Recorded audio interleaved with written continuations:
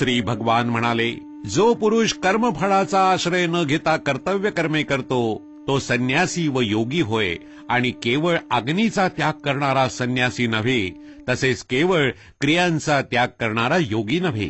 हे अर्जुना, ज्याला संन्यास असे म्हणतात तोच योग आहे असे तू समज. कारण संकल्पाचा त्याग न करणारा कोणीही पुरुष योगी होत नाही. योगावर आरूढ होण्याची इच्छा करणाऱ्या मननशील पुरुषाला योगाची प्राप्ती होण्यासाठी निष्काम कर्म करणे हाच हेतू सांगितला आहे. आणि योगारूढ झाल्यावर त्या योगारूढ पुरुषाचा जो सर्व संकल्पांचा अभाव असतो तोच कल्याणाला कारण सांगितला आहे. ज्यावेळी इंद्रियांच्या भोगात किंवा कर्मातही पुरुष आसक्त होत नाही, त्यावेळी सर्व संकल्पांचा त्याग करणाऱ्या पुरुषाला योगारूढ म्हणले जाते. स्वतःचा संसार समुद्रातून उद्धार करून घ्यावा आणि स्वतःला अधोगतीला जाऊ देऊ नये, कारण हा मनुष्य स्वतःचा मित्र आहे आणि स्वतःचा शत्रू आहे. ज्या जीवात्म्याने मन व इंद्रियांसह शरीर जिंकले त्या जीवात्म्याचा तर तो स्वतःच मित्र आहे, आणि ज्याने मन व इंद्रियांसह शरीर जिंकले नाही त्याचे तो स्वतःच शत्रूप्रमाणे शत्रुत्व करतो. थंड उष्ण, सुखदुःख इत्यादी तसेच मान अपमान यामध्ये ज्याच्या अंतःकरणाची वृत्ती पूर्णपणे शांत असते, अशा स्वाधीन आत्मा असलेल्या पुरुषाच्या ज्ञानात सच्चिदानंद घन परमात्मा उत्तम प्रकारे अधिष्ठित असतो. म्हणजेच त्याच्या ज्ञानात परमात्म्याशिवाय दुसरे काही नसतेच. ज्याचे अंतःकरण ज्ञान विज्ञानाने तृप्त आहे, ज्याची स्थिती निर्विकार आहे, ज्याने इंद्रिय पूर्णपणे जिंकली आहेत आणि ज्याला माती, दगड आणि सोने समान आहे, तो योगी युक्त म्हणजे भगवंताला प्राप्त झालेला आहे असे म्हणले जाते. सरुदय, मित्र, शत्रू, उदासीन, मध्यस्थ, द्वेष करण्याजोगा, बांधव, सज्जन आणि पापी या सर्वांविषयी समान भाव ठेवणारा अत्यंत श्रेष्ठ आहे. मन व इंद्रियांसह शरीर ताब्यात ठेवणाऱ्या, निरीच्छा आणि संग्रह न करणाऱ्या योग्याने एकट्यानेच एकांतात बसून आत्म्याला नेहमी परमात्म्यात लावावे. शुद्ध जमिनीवर क्रमाने दर्भ, मृगाजीन आणि वस्त्र अंथरून तयार केलेले, जे फार उंच नाही व फार सखल नाही असे आपले आसन स्थिर मांडून त्या आसनावर बसून चित्त व इंद्रियांच्या क्रिया ताब्यात ठेवून मन एकाग्र करून अंतःकरणाच्या शुद्धीसाठी योगाभ्यास करावा. शरीर, डोके आणि मान सरळ रेषेत अचल ठेवून स्थिर व्हावे. आपल्या नाकाच्या शेंड्यावर दृष्टी ठेवून अन्य दिशांकडे न पाहता ब्रह्मचर्य व्रतात राहणाऱ्या, निर्भय तसेच अत्यंत शांत अंतःकरण असणाऱ्या सावध योग्याने मन आवरून चित्त माझ्या ठिकाणी लावून माझ्या आश्रयाने राहावे. मन ताब्यात ठेवलेला योगी अशा प्रकारे आत्म्याला नेहमी मज परमेश्वराच्या स्वरूपाच्या ठिकाणी लावून माझ्यात असणारी परमानंदाची पराकाष्ठा अशी शांती मिळवतो.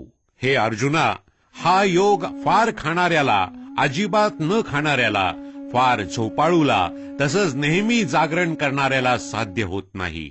दुःखांचा नाश करणारा योग यथायोग्य आहार विहार करणाऱ्याला, कर्मांमध्ये यथायोग्य व्यवहार करणाऱ्याला आणि झोपणे व जागणे याची यथायोग्य आहेत त्यालाच साध्य होतो. पूर्णपणे ताब्यात आणलेले चित्त जेव्हा परमात्म्यात पूर्णपणे स्थिर होते तेव्हा सर्व भोगांची इच्छा नाहीशी झालेला पुरुष योगयुक्त म्हणला जातो. ज्याप्रमाणे वारा नसलेल्या जागी दिव्याची ज्योत हलत नाही, तीच उपमा परमात्म्याच्या ध्यानात मग्न झालेल्या योग्याच्या जिंकलेल्या चित्ताला दिली गेली आहे. योगाच्या अभ्यासानं नियमन केलेले चित्त ज्या स्थितीत शांत होते आणि ज्या स्थितीत परमात्म्याच्या ध्यानाने शुद्ध झालेल्या सूक्ष्म बुद्धीने परमात्म्याचा साक्षात्कार होऊन सच्चिदानंद घन परमात्म्यात संतुष्ट राहते, इंद्रियातील केवळ शुद्ध झालेल्या सूक्ष्म बुद्धीने ग्रहण करता येणारा जो अनंत आनंद आहे तो ज्या अवस्थेत अनुभवाला येतो आणि ज्या अवस्थेत असलेला हा योगी परमात्म्याच्या स्वरूपापासून मुळीच विचलित होत नाही, परमात्म प्राप्तीरूप जो लाभ झाल्यामुळे त्याहून अधिक दुसरा कोणताही लाभ तो मानित नाही आणि परमात्मा प्राप्तीरूप ज्या अवस्थेत असलेला योगी फार मोठ्या दुःखानेही विचलित होत नाही. जो दुःखरूप संसाराच्या संयोगाने रहित आहे, तसेच ज्याचे नाव योग आहे, तो जाणला पाहिजे. तो योग न कंटाळता अर्थात धैर्य व उत्साहयुक्त चित्तानं निश्चयाने केला पाहिजे. संकल्पाने उत्पन्न होणाऱ्या सर्व कामना पूर्णपणे टाकून आणि मनानेच इंद्रिय समुदायाला सर्व बाजूनी पूर्णतया आवरून क्रमाक्रमाने अभ्यास करीत उपरत व्हावे.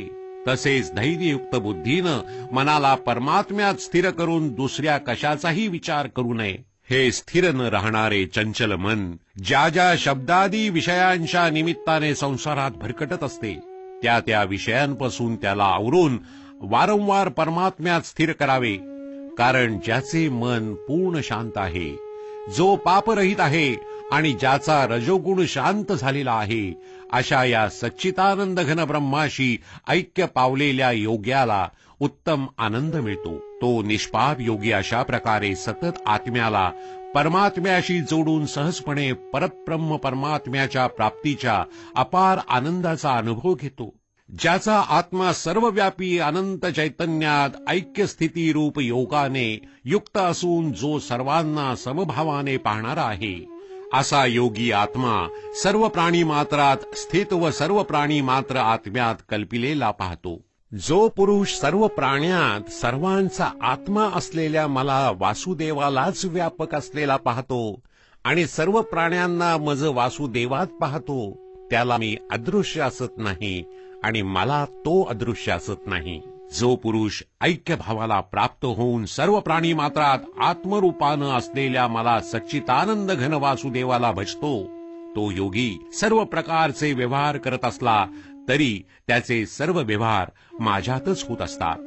हे अर्जुना, जो योगी आपल्याप्रमाणे सर्व प्राणीमात्रांना समभावाने पाहतो, तसे सर्वांमध्ये सुख किंवा दुःख समदृष्टीनं पाहतो, तो योगी अत्यंत श्रेष्ठ मानला गेला आहे. अर्जुन म्हणाला, हे मधुसूदना, जो हा समभावाचा योग तुम्ही सांगितलात, तो मन चंचल असल्यामुळे नित्य स्थिर राहील असे मला वाटत नाही. कारण हे कृष्णा, हे मन मोठे चंचल, क्षोभविणारे, मोठे दृढ आणि बलवान आहे. त्यामुळे त्याला वश करणे मी वाऱ्याला अडवण्याप्रमाणेच अत्यंत कठीण समजतो.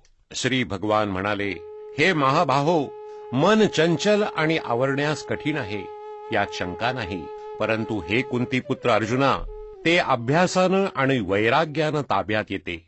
ज्याने मनावर ताबा मिळवलेला नाही अशा पुरुषाला योग साधणे कठीण आहे आणि ज्याने मन ताब्यात ठेवले आहे अशा प्रयत्नशील माणसाला साधनेने ते प्राप्त होणे शक्य आहे, असे माझे मत आहे. अर्जुन म्हणाला, हे कृष्णा, जो योगावर श्रद्धा ठेवणारा आहे परंतु संयमी नसल्यामुळे ज्याचे मन अंतकाळी योगापासून विचलित झाले, असा साधक योगसिद्धीला म्हणजे भगवत साक्षात्काराला प्राप्त न होता कोणत्या गतीला जातो? हे महाबाहो, भगवत प्राप्तीच्या मार्गात मोहित झालेले व आश्रयारहित असलेला पुरुष छिन्न विछिन्न ढगाप्रमाणे दोन्हीकडून भ्रष्ट होऊन नाश तर नाही ना पावत. हे कृष्णा, हा माझा संशय तुम्हीच पूर्णपणे नाहीसा करू शकाल, कारण तुमच्याशिवाय दुसरा हा संशय दूर करणारा मिळण्याचा संभव नाही. श्री भगवान म्हणाले, हे पार्था, त्या पुरुषाचा इहलोकातही नाश नाही व परलोकातही नाही. कारण बाबा रे, आत्मोद्धारासाठी अर्थात भागवत प्राप्तीसाठी कर्म करणारा कोणताही मनुष्य अधोगतीला जात नाही. योगभ्रष्ट पुरुष पुण्यवानांना मिळणाऱ्या लोकांना अर्थात स्वर्गादी उत्तम लोकांना जाऊन तिथे पुष्कळ वर्ष राहून नंतर शुद्ध आचरण असणाऱ्या श्रीमंतांच्या घरात जन्म घेतो. किंवा वैराग्यशील पुरुष त्या लोकात न जाता ज्ञानी योग्यांच्याच कुळात जन्म घेतो. परंतु या प्रकारचा जो हा जन्म आहे तो या जगात निसंशय दुर्मिळ, अत्यंत दुर्मिळ आहे. तेथे त्या पहिल्या शरीरात संग्रह केलेल्या बुद्धिसंयोगाला म्हणजे समत्व बुद्धी रूप योगाच्या संस्कारांना अनायासे प्राप्त होतो आणि हे कुरुनंदना, त्यांच्या प्रभावाने तो पुन्हा परमात्मा प्राप्ती रूप सिद्धीसाठी पूर्वीपेक्षा अधिक प्रयत्न करतो. तो श्रीमंतांच्या घरात जन्म घेणारा योगभ्रष्ट पराधीन असला तरी त्या पहिल्या जन्मीच्या अभ्यासामुळेच निशंकपणे भगवंताकडे आकर्षिला जातो.